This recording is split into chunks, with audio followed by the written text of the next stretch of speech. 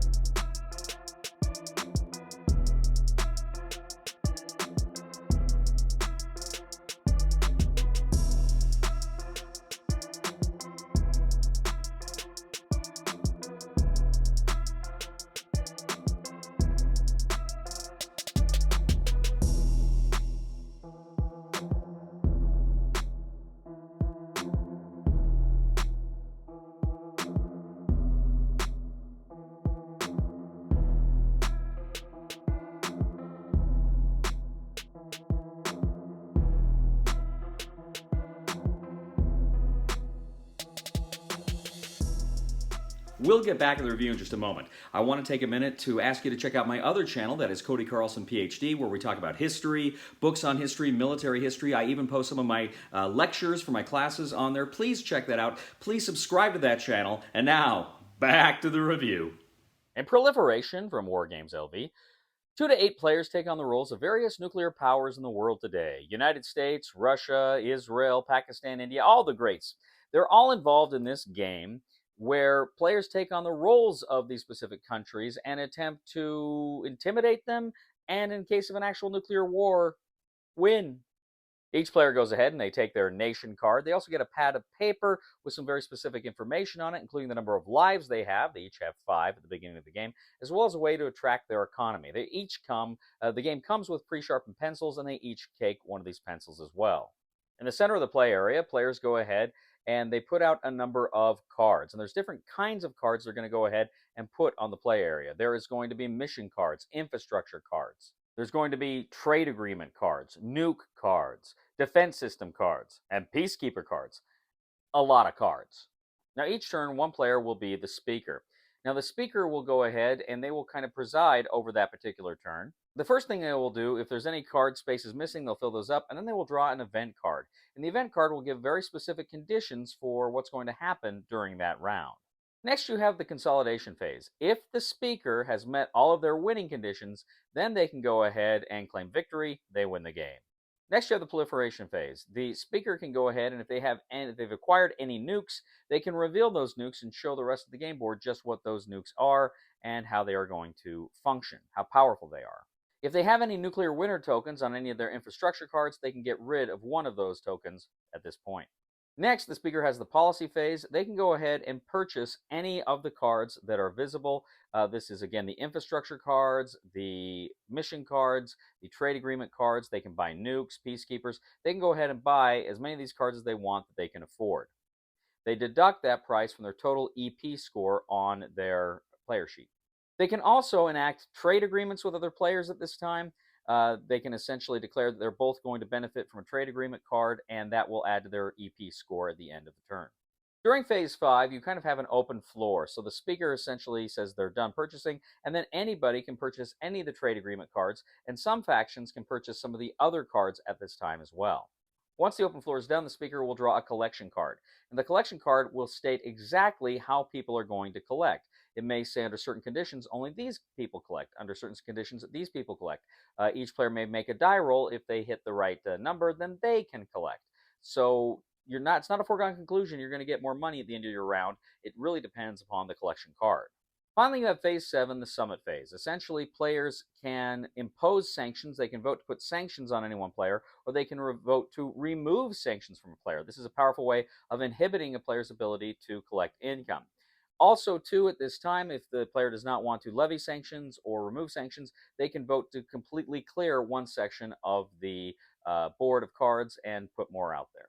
So players are going back and forth, and as they are attempting to do this, they are trying to get toward their consolidation goals. Now, each player has a unique consolidation goals. Usually, this is a combination of EP, their economic points, a total number, usually 100 or more. They're trying to get to that, but then also some other very specific goals. For instance, have 5 nuclear weapons, or win during a political unrest card.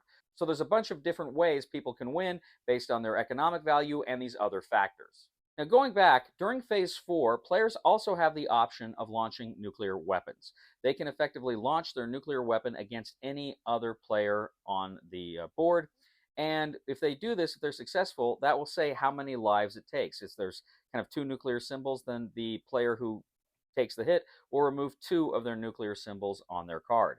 However, if they have kind of a defense center, there's a possibility that they can kind of stop that nuclear weapon from coming through, and there's even a possibility they can redirect it back to the person that fired it, and they will suffer the damage.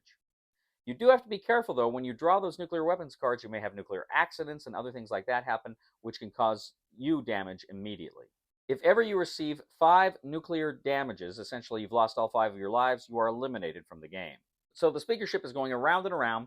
The speaker, of course, is buying cards, drawing event cards, taking specific actions, allowing other players to participate in the open floor, and then, of course, collecting money, drawing a collection card, and voting on specific summit agendas. So players are going around, they're doing this until one player meets their consolidation conditions. The first player to meet their consolidation conditions wins. Proliferation. When I was a kid in the 1980s, there was this obscure science fiction film that was released called The RoboCop. And in The RoboCop, there was commercials, like fake commercials for this world that the film takes place in. And one of the commercials was for a board game called Nukem, in which it was a family sitting around a table and they're talking about giving military aid and, moving military units to a border. It looked like Risk on steroids. It looked so much like it was so much fun. And I pretty much have wanted to play that game my whole life. And I saw this game Proliferation. I think on BGG is where I saw it, and I thought it looked really cool. And I thought, that could be something like the Nukem I've always wanted to play. So I reached out to the good people here at the WarGamesLV. They sent me a copy of this game, and I got 8 friends together. I think it actually plays up to 9, if I remember. And we got 8. We had an 8-player game. So we go ahead and we're playing this game, and we're following the rules here. And well, I'll tell you how it played in a minute, but I want to discuss first of all a few things that struck me. Of course, before I played the game, I was reading the rules, and it said toward the back of the rule book, we know people like to play games in different ways, so we provided this space for you to write your own in-house rules, so you can play it the way you want to play it. Now that immediately set kind of a red light off. It was a red flag to me. Because when I see games announce something like that, oh, you can write your own house rules and stuff, and here's space for it. It makes me think that either A, the game has not been play tested enough. The game, it's not play tested where it needs to be, and so they're saying, we'll just let the players fix it. They can fix it. Or the designers just don't have the kind of faith in their game that they should. And I really think if you don't have the faith in your game that you should have, you keep working at it until you get that faith right. That's just my opinion. So we played the game, and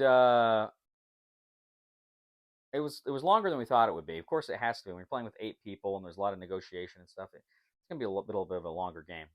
We're playing the game, and some things become very obvious as we were playing the game. First of all, there is a lot of luck. A lot of luck.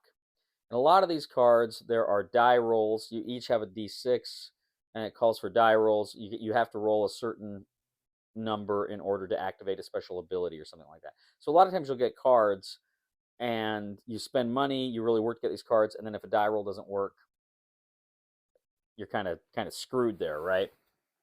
So that was something that was obvious. And this just happens a lot. You've got the collection card, and that tells people how they collect their money. And it seems like more often than not, you weren't collecting, right? It seems like people were not able to collect money because they didn't meet the specific conditions of the card. When you're designing a game, you want to make sure that, yeah, there's setbacks and yeah, there's problems, but you don't want to say to people, oh, we're coming up on something really fun, and you don't get to participate. You don't get a part of that, right? there's something, you're investing, you're getting these infrastructure cards, so you're going to be making more money over time, and yet you can't actually make money if those cards aren't doing you any favors. And it's not like it's something you mitigate. Now, I don't mind luck in games. I freaking love dice rolls. I love luck in games, but you have to have ways to mitigate luck. And a lot of the cards, when you grab them, it's just like, I'm going to buy a nuke card. I'm working here to buy a nuke card. I'm finally in a position where I can buy a nuke card. I was Russia, finally in a position to buy a nuke card. I buy a nuke card. I pay the money to buy a nuke card, and it's a nuclear accident. So not only do I lose a life for trying to buy that card that I wanted, but it's if I don't have any more money, then I got to wait another round before I can buy another nuke, and that's like one of my winning conditions. So there's that. A lot of times you buy these cards and you don't know what's on the bottom of them, and you're hoping, like, you can see infrastructure, you can see the trade agreements, but like the mission cards, right? You'll buy a mission card, and they're more expensive, so you're assuming if it's more expensive, it's something more fun that I can do, and usually it is. But a lot of times with those mission cards, sometimes there would be a choice between A and B. You could use them in different ways. That was good.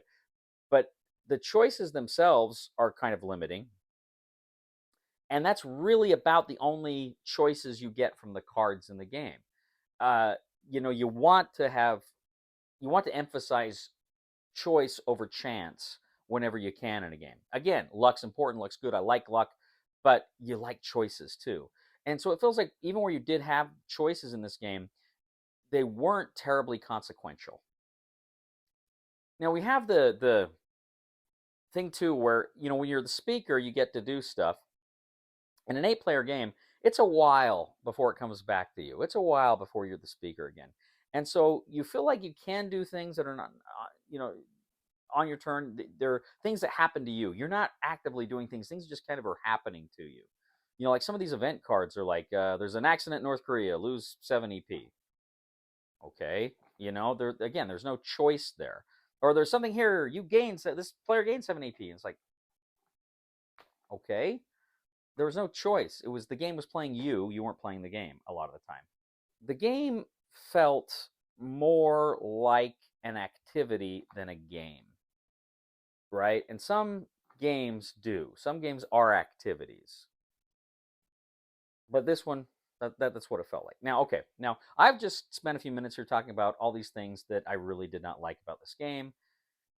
But I got to tell you, having said everything I've just said, despite all that, we kind of had fun here.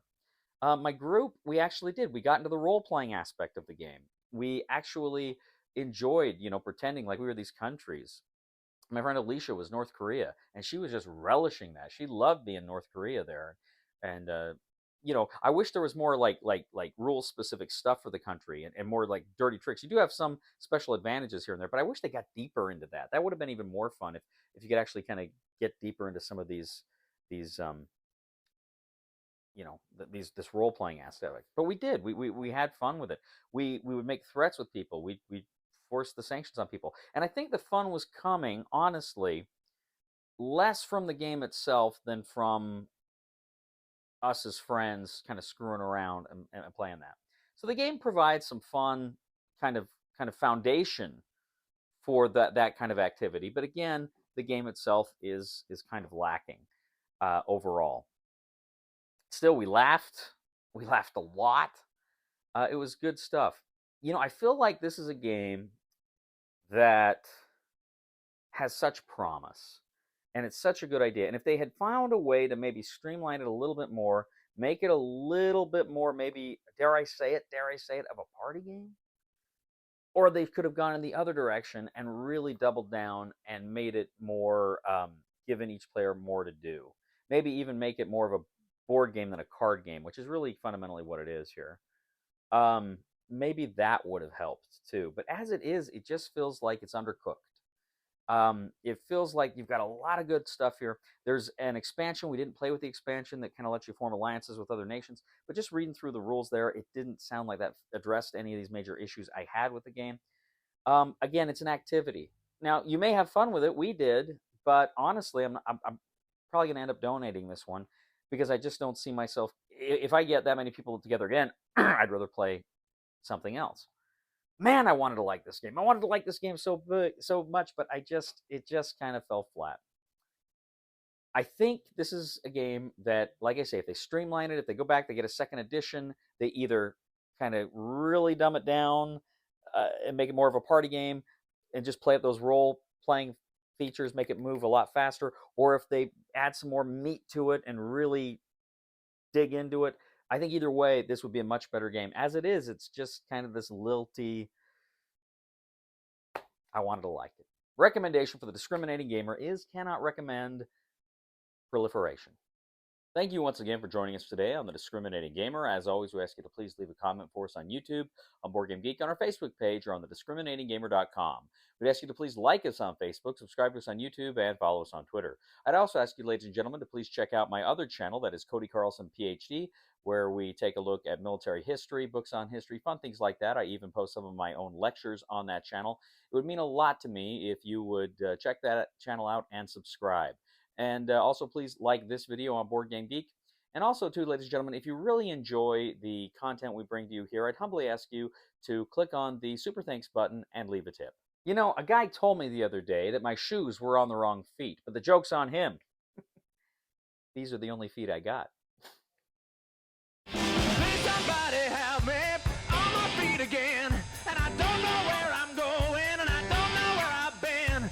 Please somebody help me on the solid ground. It's a long time, and I'll be dying. Once a year I wind up in the band. But how do we do that, Mr. Cody? I'm only a silly boy.